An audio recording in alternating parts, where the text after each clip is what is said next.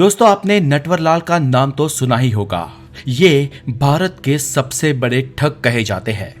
नटवरलाल ने भारत का ताजमहल, लाल किला, संसद भवन और कई सारी ऐतिहासिक चीजें फ्रॉड करके बेच दी है। पर दोस्तों आज के इस वीडियो में हम बात करेंगे दुनिया के सबसे बड़े इंटरनेशनल नटवरलाल की, जिसने फ्रांस का एफिल टावर एक नहीं लेकिन दो बार बेच दिया था।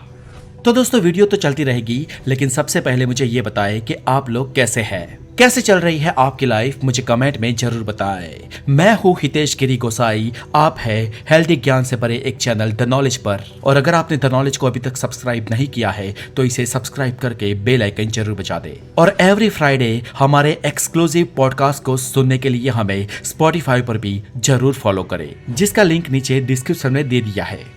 तो फ्रेंड्स चलिए जानते हैं एक अनोखी कहानी, जिसने एक बार नहीं लेकिन दो बार पेरिस के एफिल टावर को बेच दिया था। और इस महाठग का नाम था विक्टर लस्टिंग। हालांकि इस इंसान के एक दो नहीं लेकिन पूरे 47 नाम थे, और कोई ये दावे के साथ नहीं कह सकता था कि इन 47 नामों में से उसका असली नाम क्या है। विक्टर लस्टिंग भी इसका असली नाम था या नहीं, इसके बारे में कोई नहीं जानता। माना जाता है कि यह शख्स चेकोस्लोवेकिया का रहने वाला था।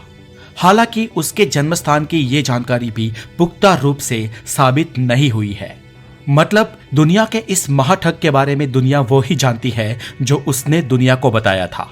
इसके अलावा उसकी जन्म कुंडली तो कोई नहीं जानता है।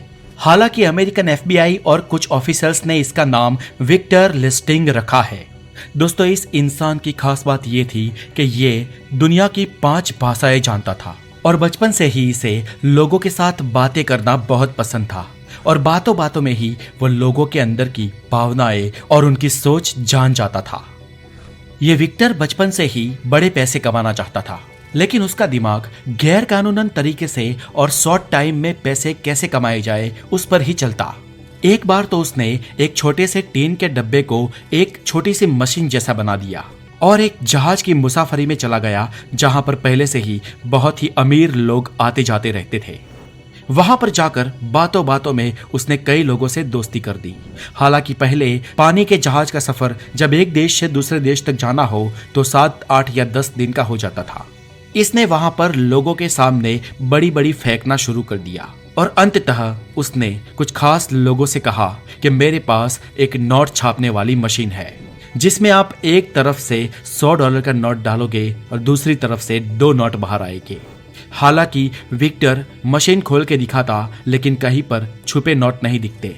लेकिन सच बात यह थी कि इसने बहुत ही चालाकी से कई नोट इसके अंदर छुपाए थे। उसने लोगों को एक एक करके नए डुप्लीकेट नोट्स छपकर बाहर आते हुए भी दिखाए। उसने लोगों को बताया कि ये काम थोड़ा टाइम ले लेता है, बहुत ही फास्ट गति से नहीं, लेकिन डुप्लीकेट नोट छप के बाहर आने में थोड़ा टाइम लगता है। हालांकि उसने सब कुछ प्री प्लान कर लिया होता था। उसे यह भी पता था कि जहाज कहाँ रुकने वाला है और किनारा कब आने वाला है। और जैसे ही किनारा आने वाला होता है, उसने इस नोटों की मशीन की बोली लगानी शुरू कर दी। और ताज्जुब की बात कि उस जमाने में कई लोगों ने इसकी बोली लगाई भी। और ये महज $1 का डिब्बा उसने $15,000 में बेच दिया। दोस्तों विक्टर के जीवन की लाइफ चेंजिंग घटना तब बनती है जब वो पेरिस में ठहरा हुआ था, और यहीं पर उसने ना सिर्फ अपने जीवन की लेकिन पूरी दुनिया की सबसे बड़ी ठगी को अंजाम दिया था, जब उसने एक बार नहीं पर दो बार मशहूर एफिल टावर को बेच दिया था।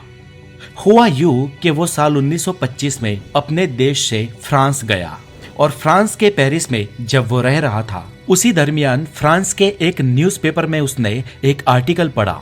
न्यूज़पेपर के इस आर्टिकल में लिखा था कि पेरिस के एफिल टावर का सरकारी खर्च हद से बाहर चला गया है। टावर के मेंटेनेंस और उसके राख रखाव में फ्रांस सरकार का बहुत बड़ा धन खर्च हो रहा है। हालांकि फ्रांस के कुछ टैक्स पेयर लोग ये मानते थे कि उनके टैक्स का बड़ा पैसा इस लोहे के एफिल टावर में खर्च किया जा रहा है, और इस बात पर यह पूरा आर्टिकल था। अब न्यूज़पेपर में यह आर्टिकल पढ़ते ही विक्टर के दिमाग में एक घंटी बजी।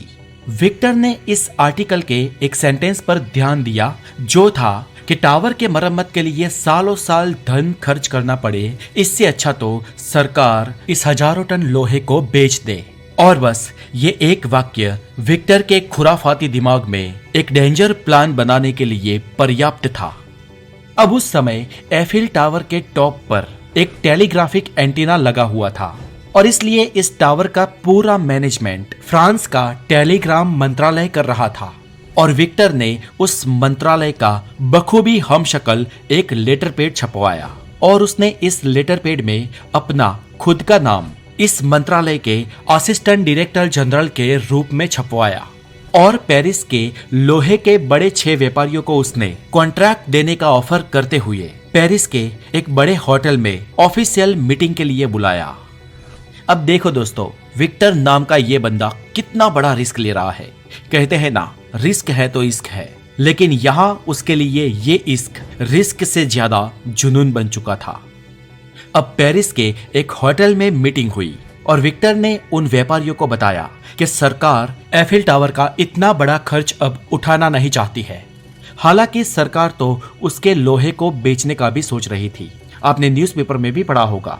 लेकिन सीक्रेट बात यह है कि सरकार एफिल टावर को एज इट इज किसी बड़ी पार्टी को बेच देना चाहती है। और अगर आप में से कोई इसे खरीदना चाहता है तो सोचकर अपनी ऑफर बताए। और हाँ दोस्तों, एक खास बात यह है कि यह बात अभी पब्लिक में नहीं गई है। अगर पब्लिक में यह बात गई तो पब्लिक इसका विरोध कर सकती है, लेकिन जब तक हम पब्लिक को इसके होने वाले खर्च के और इसके फ्यूचर के बारे में और पेरिस के प्रॉफिट के बारे में बता ना दे, तब तक इस बात को सीक्रेट रखा जाए। अब दोस्तों, कुछ समय बाद इन व्यापारियों में से एक व्यापारी ने सबसे बड़ी, सबसे तगड़ी ऑफर रखी और उस व्यापारी के साथ विक्टर ने सौदा पक्का किया। इतना ही नहीं, उसी व्यापारी को इसका टेंडर मिले, इसके लिए विक्टर ने एक बड़ी रिश्वत भी ली, जो थी $20,000। जी हाँ दोस्तों, बात यहाँ पर खत्म नहीं होती है। उस व्यापारी ने विक्टर को सीक्रेटली ये भी पूछा कि बिड कहाँ तक जा सकती है, और ये बात लीक करने के लिए विक्टर ने उससे $50,000 और भी लिए। यानी कि टोटल उस व्यापारी से विक्टर ने $70,000 ले लिए। किस पे? एफिल टावर के नाम पे। और नोटों की एक बड़ी बैग भरकर वो ऑस्ट्रिया चला गया।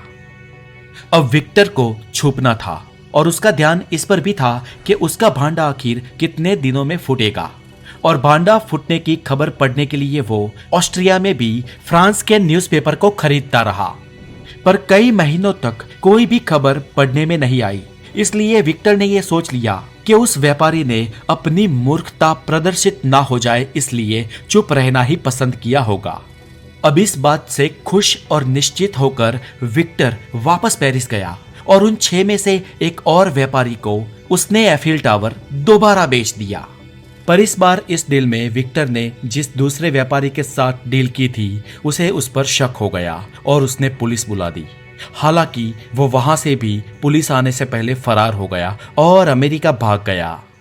हालांकि अमेरिका में भी उसने अपने कारनामे नहीं छोड़े।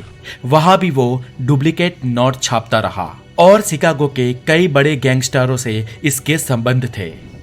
विक्टर को अमेरिका में भी सालों तक FBI खोजती रही, लेकिन वो किसी के पकड़ में नहीं आया। पर आखिरकार विक्टर को उसकी प्रेमिका ने ही धोखा दे दिया और उसे पुलिस में पकड़वा दिया। इसके बाद विक्टर को 20 साल की सजा हुई और उसका निधन सजा खत्म होने से पहले ही जेल में ही किसी बीमारी के कारण हो गया।